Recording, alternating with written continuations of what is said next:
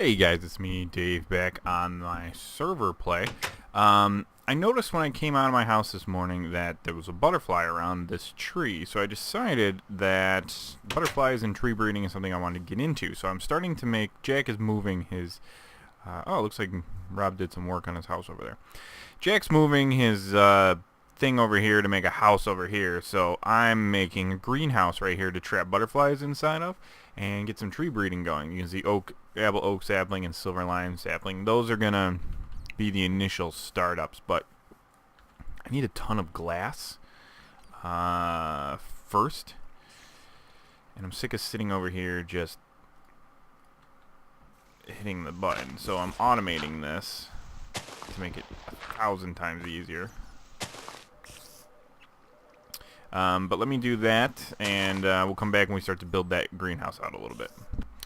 Alright guys, so I am back. I've done a decent amount of work, and I did make this. This guy is amazing. Look how much, I blow up a piece of TNT next to him, and he just fills with freaking mana. It's ridiculous, the amount of mana I'm getting. So, that's good. Let's see. I don't want you. I want you to stop taking mana away. So let me just show you what I've been thinking here. Obviously, started making this. I gotta wait for more glass to smelt up to finish that off, and it's gonna be a little butterfly area in there, hopefully.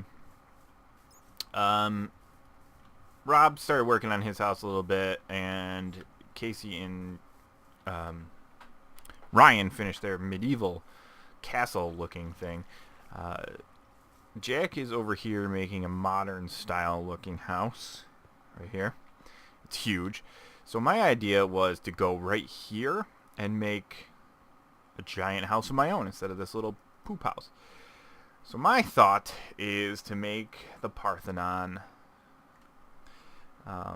not fitting in with the modern or medieval themes, but it'll be another giant house, and it'll be a project. So I think that's what I'm going to work on next. Let me make it daytime in just a second, but the main area, obviously, I'm gonna make it a walkway up to it, so it's almost on the same level as their castle, and then go back. We have to cut into that a little bit with some ground, but we've got a turtle running over there, so there's plenty of materials coming in. I'm going to lay out the basic bottom structure, kind of, and then I'll start working on that. But that's how I'm going to end this episode. You'll see the bottom layer, and you'll see just how massive this is and how much work it's going to be. So I will be back after it is daytime and I get some materials to lay out the bottom, and then we'll go from there. Right back. Alright, guys. So I have the general layout going here. I'm going with a 30 by 42 square block. Let me see if I can get up here a little bit better. There we go.